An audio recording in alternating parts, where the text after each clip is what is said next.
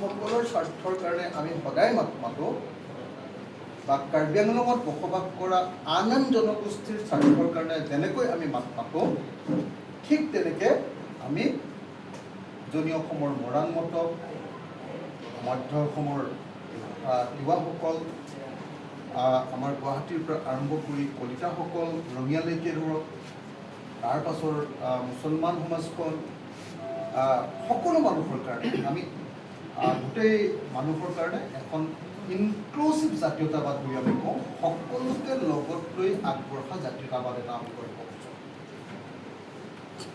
আমাৰ পাৰ্টীয়ে বিচাৰে যে অসমক এখন বিশেষ ৰাজ্য কৰক, যেনেকৈ কাৰ্বি আংলঙে 244A বিচাৰি থাকে।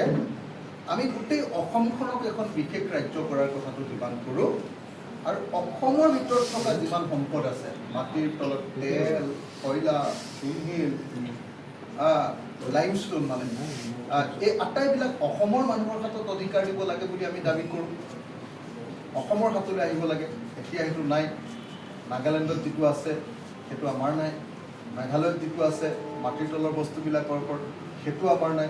আমি অসমক এখন বিশেষ ৰাজ্যৰ দাবী উত্থাপন কৰোঁ আৰু সেইকাৰণে মই আশা কৰিম যে এতিয়া অসমৰ বিভিন্ন প্ৰান্তৰ পৰা আপোনালোকে যিসকল আহিছে সকলোৱে মিলি নিশ্চয় আমাৰ এই আন্দোলন, আমাৰ এই সংগ্ৰাম, আমাৰ এই ৰাজনৈতিক সংগ্ৰাম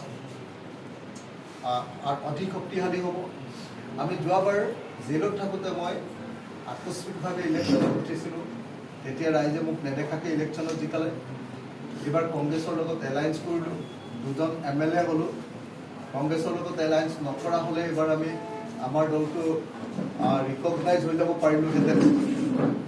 এইবাৰ আমি যদি বেছিকৈ চিটত খেলিলোঁহেঁতেন, এইবাৰ আমি অকল 11টাত খেলিলোঁ।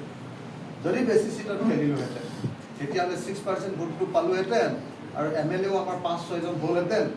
আমি এইবাৰ ৰিকগনাইজ হৈ গ'লোহেঁতেন। কিন্তু এইবাৰ ৰিকগনাইজ হ'ব নোৱাৰিলোঁ। আমাৰ ৰেজিষ্টাৰ্ডহে হৈ আছোঁ এতিয়ালৈকে। ৰিকগনাইজ হ'ব নোৱাৰিলোঁ কাৰণ আমি দেশৰ ভাল হওক বুলি বিজেপিক পৰাজিত কৰিবৰ কাৰণে এইবাৰ আমি কংগ্ৰেছৰ লগত গ'লোঁ।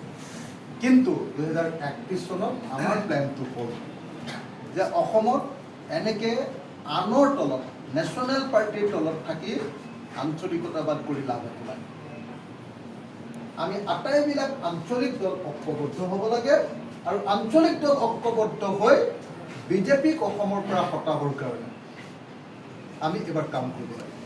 আৰু সেইকাৰণে এইবাৰ ইলেকশ্যনৰ পাছৰ পৰা আমি সংগঠন আৰম্ভ কৰিছোঁ যে কাৰো নেগুৰত ধৰি নাথাকোঁ আৰু ইলেকশ্যনৰ সময়ত কাৰ লগত এলায়েন্স হ'ব কি হ'ব সেইটো বেলেগ কথা।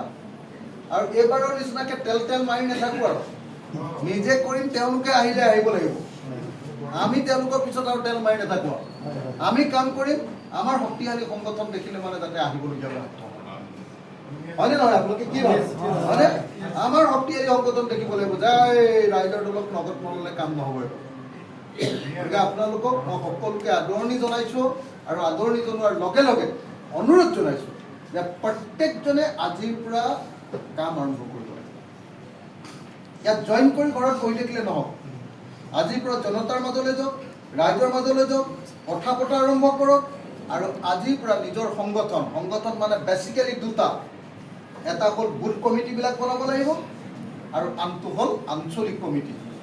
কংগ্ৰেছে যিটো মণ্ডল বুলি কয়, আমি পঞ্চায়ত ভিত্তিত আঞ্চলিক কমিটি বনাওঁ আৰু 3 নম্বৰটো হ'ল সমষ্টি কমিটি। এই 3টা সংগঠন যদি আমি মজবুত কৰিব পাৰোঁ যে সমষ্টি কমিটি, আঞ্চলিক কমিটি প্ৰত্যেকটো পঞ্চায়তত আৰু প্ৰত্যেকটো বুথত য'ত বুথ চেণ্টাৰ আছে সেই বুথ চেণ্টাৰৰ ভিত্তিত মিনিমাম 33জনৰ এটা বুথ কমিটি। সেই বুথ কমিটি আৰু আঞ্চলিক কমিটিবিলাকক সদায় সক্ৰিয় কৰি মানুহৰ মাজলৈ পঠিয়াই থকা। এনে কমিটিখন বনাই থৈ দিলে নহ'ব। ৰাইজৰ লগত গৈ কথা পাতি কামখিনি আগবঢ়াব লাগিব। মই আশা কৰিম যদি সঁচাকৈ আপোনালোকে এইবাৰ এই কাম কৰে, 2031ত হয় চৰকাৰ গঠন কৰিম, নহ'লে ছেকেণ্ড ডাঙৰ পাৰ্টিটো আমি সমীপ হ'ম 31ত। আপোনালোকক সেই আশা কৰি আজি যোগদান কৰিছোঁ আৰু আশা কৰিম আপোনালোকে সকলোৱে সহযোগিতা আগবঢ়াব। মই আপোনালোকক সকলোকে আমাৰ দললৈ আদৰণি জনাইছোঁ আৰু এতিয়া বৰপেটাৰ আমাৰ